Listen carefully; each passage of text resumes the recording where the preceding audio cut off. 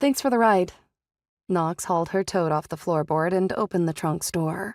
Her fight-or-flight instinct had been raging since he'd picked her up at her house in Maui that morning. It had lasted across the Pacific Ocean and reduced her to a bundle of throbbing nerves on the drive from the local airport. It had less to do with coming back here than with sitting in such close quarters with Gray Bowie.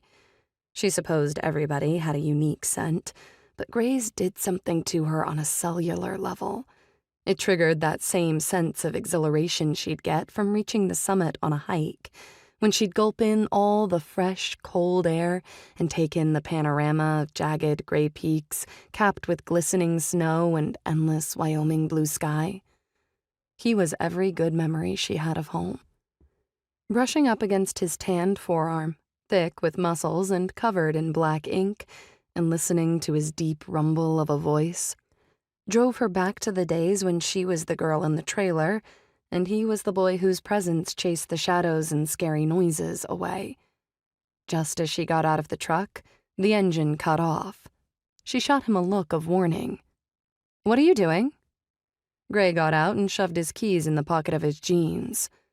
"Going in with you." A car whizzed by, and every muscle in Knox's body tightened.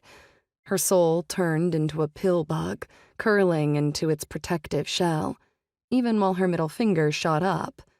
But of course it was just someone traveling on the highway, heading into Grand Teton National Park. No one had his head out the window, hands cupping his mouth as he barked like a dog at her. So this is how it's going to be, huh?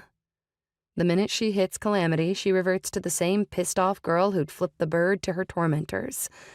7 years might have gone by, but her body obviously didn't understand the passage of time. She soothed herself with the certain belief that everyone had grown up. Most had probably even moved away. "No need, I'll just settle in and catch up with you later." The late afternoon sun glinted off the trailer.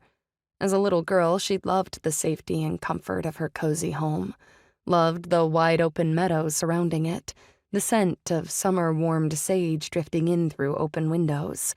The tall grasses shushing in the breeze had soothed her, and the sight of a bear or moose wandering across the land had thrilled her.